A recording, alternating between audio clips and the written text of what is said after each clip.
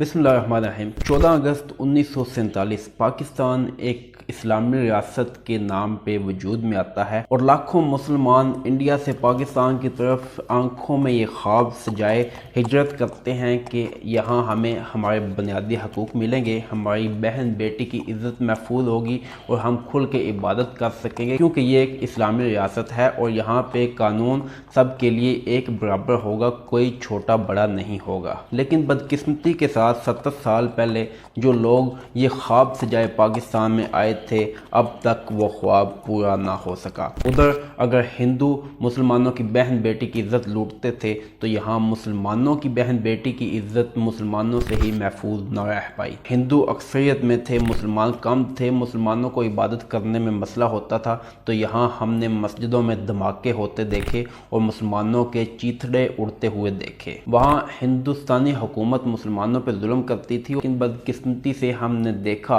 कि कैसे पुलिस जो है अवाम पे तशद्दुद करती है और पुलिस कैसे चार दीवारी का तकद्दुस पामाल करते हुए किसी के भी घर में घुस जाती है और बहन बेटी की कोई इज्जत जो है महफूज नहीं रही और कोई भी पुलिस ऑफिसर किसी वक्त भी उठ के किसी माँ बहन बेटी के मुंह पे थप्पड़ मार सकता है। इसकी जिंदा मिसाल हमने गुज़िश्ता रोज़ देखी, टेक्सला में जो वाक़या पेश आया। पाकिस्तान बनने के 70 साल बाद आज भी वही निज़ाम है कि ताकतवर के लिए कानून और है और कमज़ोर के लिए कानून और है। ताकतवर के सामने आज भी कानून और निज़ाम नरगस की तरह नाचता है और ताकतवर बैठ के मज़े लेता है और जो कमज़ोर आदमी है वो अल्लाह के आसरे पे कहीं ना कहीं छुप छुपा के अपनी इज्जत बचाने पे मजबूर है। ये कहानी है मेरी, आपकी और हर आम पाकिस्तानी की। लेकिन अगर दूसरी तरफ देखा जाए तो जो पॉलिटिशियंस हैं, जो सियासतदान हैं, जो हुकूमत करते हैं, वो जब हुकूमत में आते हैं तो उन पे ताकत का नशा इतना चढ़ जाता है कि वो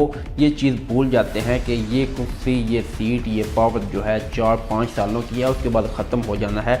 लेकिन वो ताकत के नशे में अपने मुखालिफिन को कुचलना चाहते हैं। वही पुलिस जो उस वक्त उनको सलूट मारती होती है, जब वो कुर्सी ख़त्म हो जाती है, हुकूमत ख़त्म हो जाती है, तो वही पुलिस उनको गिरफ्तार करने के लिए आती है। पिछले 70 सालों में 30 से 35 साल पाकिस्तान पे फौजी डिक्टेटर्स ने हुकूमत की और बाकी के 30 से 35 साल जो है सियासतदानों ने हुकूमत की। फौजी डिक्टेटर्स ने जैसे अवाम की बनाई हुकूमत का तख्ता उल्टा और मुल्क पे कब्जा किया और कानून को अपने हाथ में लिया, आज तक किसी ताकत ने, किसी अदालत ने उनको नहीं पूछा, किसी को सज़ा नहीं दी गई, किसी को अदालत के कटारे में नहीं लाया गया। और दूसरी तरफ अगर देखा जाए तो तकरीबन जो भी वज़ीर आज़म बनता है और कुर्सी से उतरता है, हुकूमत उसकी ख़त्म होती है, उसके बाद उसे जेल लाजमी जाना होता है। 5 अगस्त 2023 को आप सब जानते हैं कैसे निज़ाम ने पाकिस्तान के एक्स प्राइम मिनिस्टर को गिरफ्तार किया और बदनामी की ये कालक अपने मुंह पे मली। लेकिन दूसरी तरफ अगर देखा जाए तो किसी भी डिक्टेटर के खिलाफ कोई कार्रवाई आज तक नहीं की गई। इमरान खान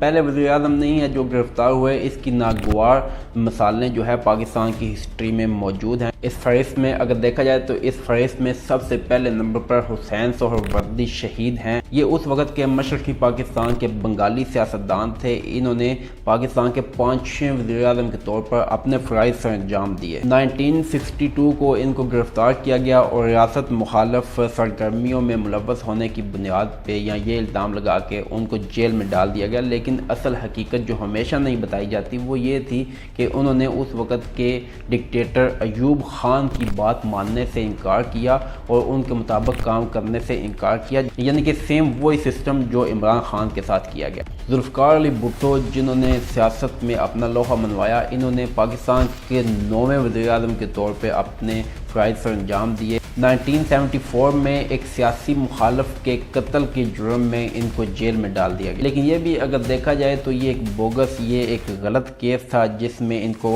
बज़ाहिर फंसाया गया। इस केस में इनको सज़ाए मौत सुना दी गई और बाद में 1979 में इनको सज़ाए मौत दी गई। बेनज़ीर भुट्टो ने 1988 से 1990 तक और दोबारा 1993 से 1996 तक दोबारा वज़ीर आज़म के तौर पर खिदमत अंजाम दी। मुल्क की वाहिद और पहली खातून वज़ीर आज़म को कई बार गिरफ्तार किया गया और पहली बार 1985 में 90 दिन तक घर में नजरबंद रखा गया। अगस्त 1986 में कराची में ایک ریلی کے دوران انہوں نے فوجی ڈکٹیٹر ضیاء الحق کے خلاف کچھ باتیں کی، اس کے کاموں کی مذمت کی، جس کے جرم میں ان کو دوبارہ گرفتار کر لیا گیا۔ اپریل 1999 میں بدعنوانی کے الزام میں 5 سال کی سزا سنائی گئی اور نااہل قرار دیا گیا اور 5 ملین پاؤنڈ جرمانہ بھی سنایا گیا، لیکن یہ اس وقت خود ساختہ جلاوطنی میں تھیں اور انہوں نے گرفتاری سے گریز کیا۔ 1999 میں جب پرویز مشرف نے اقتدار سنبھالا تو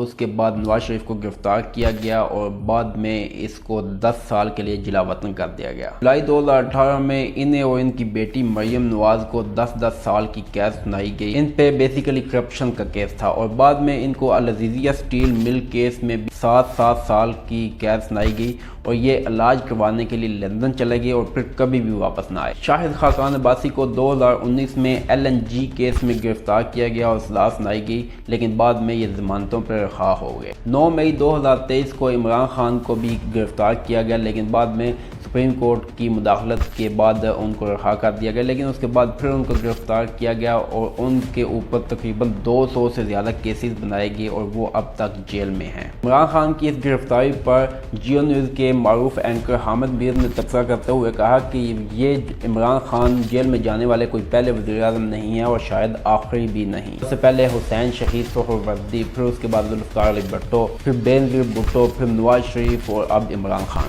وزیر اعظم اور سیاستدانوں کو ہمیشہ سزا دی جاتی ہے، انہوں نے ٹویٹ کرتے ہوئے کہا۔ انہوں نے یہ بھی کہا کہ پاکستان کی تاریخ میں اب تک کسی بھی وزیر اعظم نے اپنے 5 سال مکمل نہیں کیے۔ اس کے برعکس 4 فوجی آمروں ایوب خان، یحییٰ خان اور پرویز مشرف اور ضیاء الحق میں سے کسی کو بھی منتخب حکومتوں کا تختہ الٹنے اور آئین کو پامال کرنے پر انصاف کا سامنا نہیں کرنا پڑا۔ پاکستان کی طاقتور فوج، جس نے اپنے وجود کے 75 سالوں میں سے آدھے سے زیادہ عرصے تک بغاوت کے شکار ملک پر حکومت کی ہے، سلامتی خارجہ پالیسی کے ساتھ ساتھ سیاست کے معاملات میں بھی کافی طاقت رکھتی ہے۔ یہ کہنا تھا حامد میر کا۔ یہ تو ان وزرائے اعظم کی لسٹ ہے جن کو گرفتار کیا گیا، لیکن اس کے بعد پاکستان کے صدر جیسے کہ آصف علی زرداری وہ بھی جیل میں گئے۔ ایک مرتبہ صحافی سے بات کرتے ہوئے انہوں نے کہا کہ جیل جو ہے وہ سیاستدان کے لیے یونیورسٹی ہے، وہاں پہ وہ سیکھتا ہے۔ اور کئی جو سیاستدان ہیں، کئی وزراء ہیں جن کو جیلوں میں ڈالا گیا، جب بھی کوئی حکومت جاتی ہے اور نئی حکومت آتی ہے، نئی آنے والی حکومت پچھلی حکومت کے جتنے بھی جو ممبران ہوتے ہیں ان کو جیلوں میں پھینکتی ہے۔ یہ پاکستان کی 75 سالہ تاریخ ہے بدقسمتی کے ساتھ۔ امید ہے آپ کو ویڈیو پسند آئی ہوگی۔ ایسی ہی معلوماتی ویڈیوز دیکھنے کے لیے چینل کو سبسکرائب کر لیں۔ ملتے ہیں کسی اور ویڈیو کے ساتھ، اپنا خیال رکھیے گا، اپنے اس چینل کا بھی اجازت دیجیے۔ اللہ حافظ۔